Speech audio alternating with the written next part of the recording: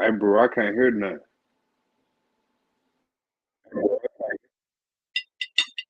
Okay, Nah, I can't hear nothing. can you hear me? Yeah, I can hear you, but I can't hear nothing on the video. Mm, mm. You loud. Hey, family in the chat, let me know if y'all can hear this.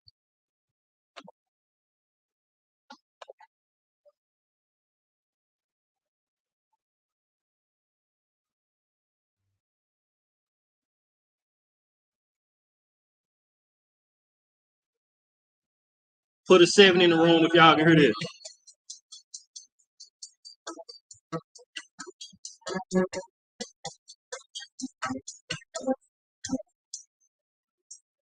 I grew up hearing stories from the pages of the Bible. Well, I probably couldn't hear But nothing did because they they really weren't saying happen? nothing.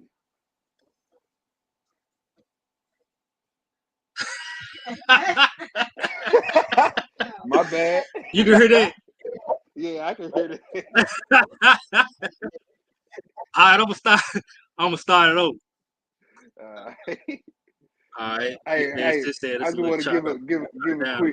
quick summary, just in case the people don't know. I know Pops at the end of the class, he said it was about the Ebionites, but this documentary we gonna watch, family, it's called the Moses Controversy, and it's this, I don't even know what you call them, archaeologists, I guess you call Yeah, them. investigative filmmaker. Okay, yeah, Yeah, but investigative filmmaker, but hey, he got his archaeology on in his joint. he Uh, interviewing a whole lot of archaeologists. okay, okay, yeah. So they going into y'all showing proof, historical proof, geographical proof, archaeological proof that Moses wrote the first five books of the Bible. So yeah, All right, let's get it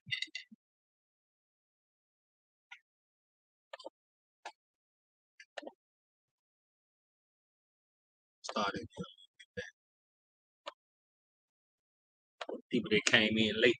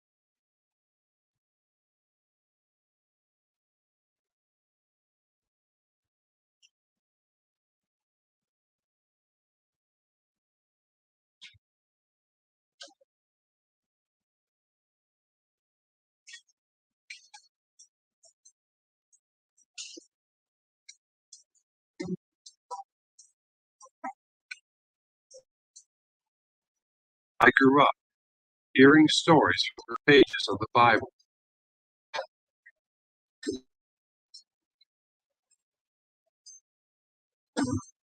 This question led to the ancient lands of the Middle East, searching for patterns of evidence that match the biblical events.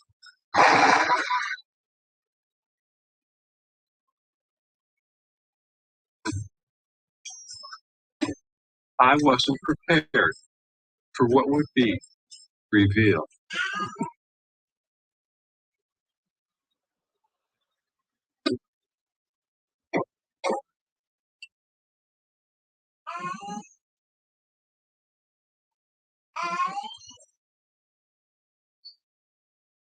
I had been interviewing people all over the world for years.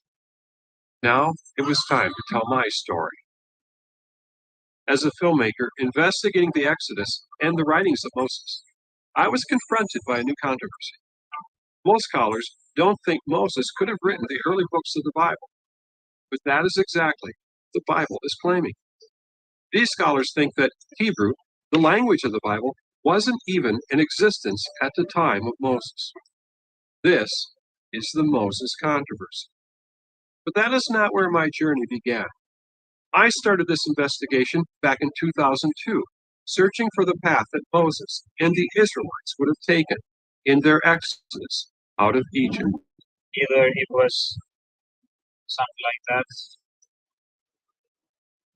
What? What interested me in the beginning was that I had heard of Exodus explorers claiming to have found remarkable evidence of a miraculous sea crossing, where the Bible says God split the waters to allow the Israelites to pass, but brought the water back down on the Egyptians, destroying their chariots and army. These explorers claim to have found the remains of coral-encrusted chariot wheels on the bottom of the Red Sea. There were other Exodus explorers claiming to have found the real location for Mount Sinai, with the remains of altars from the time when the Israelites met with God, and where Moses began to write the first books of the Bible. Could it be that after thousands of years, the real Exodus story was finally being discovered? One of the greatest stories of the Bible. I think the Exodus story is fundamental because when you come to understand the Bible, it's the history of Israel.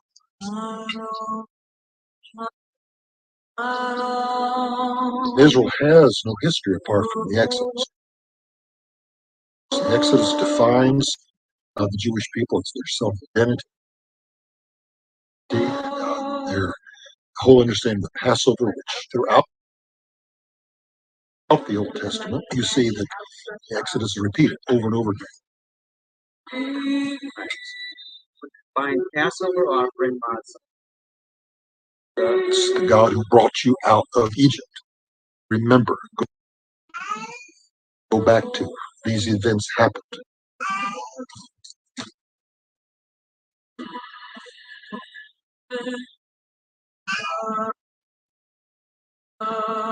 But I also interviewed scholars who dismissed the books of Moses as fanciful tales about the origins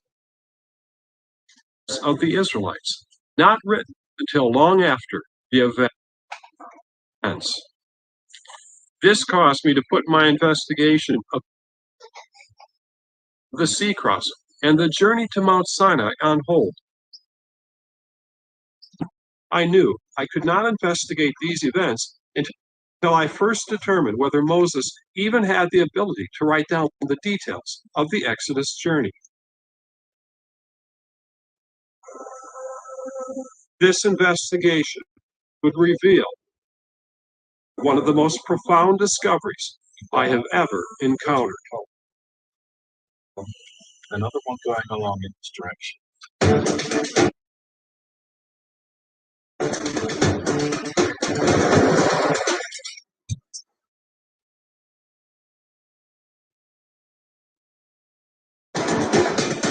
I traveled to some of today's leading universities to understand why mainstream scholars don't consider these early events of the Bible to be historical.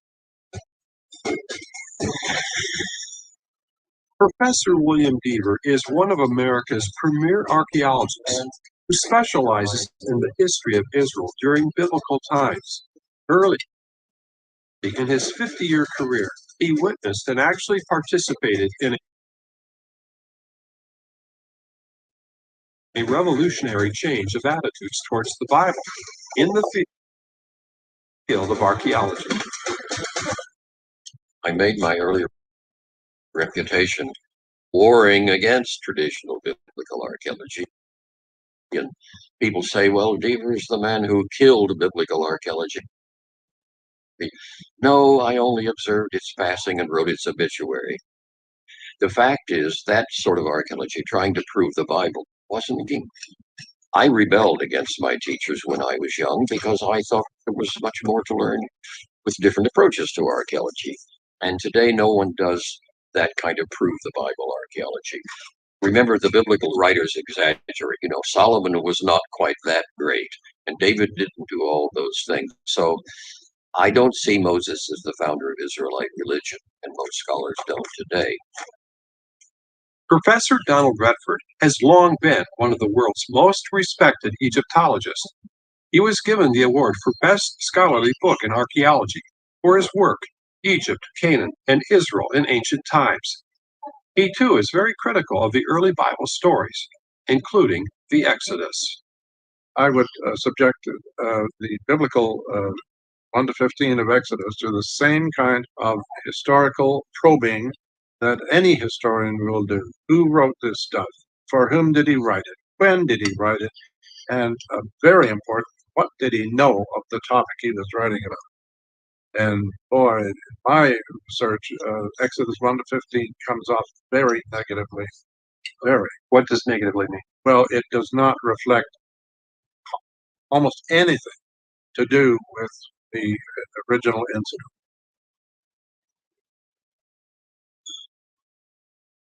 Retired university professor Doug Knight taught at Vanderbilt's Divinity School.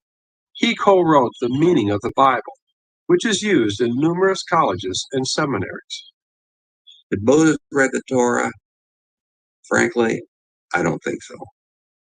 I think it was a product of a lot of other people much later than his time. Interestingly, these three leading voices in the world of archaeology, Egyptology, and biblical studies have something in common. All were raised in conservative Bible-believing homes, just as I was.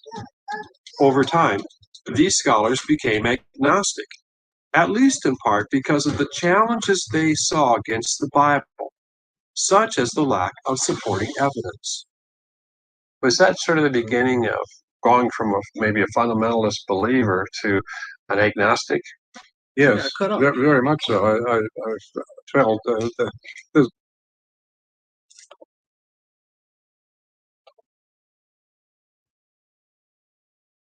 What happened to the stream?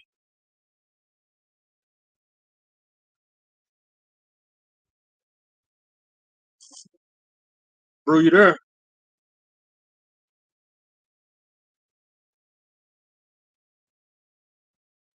Stream suspended for policy violation.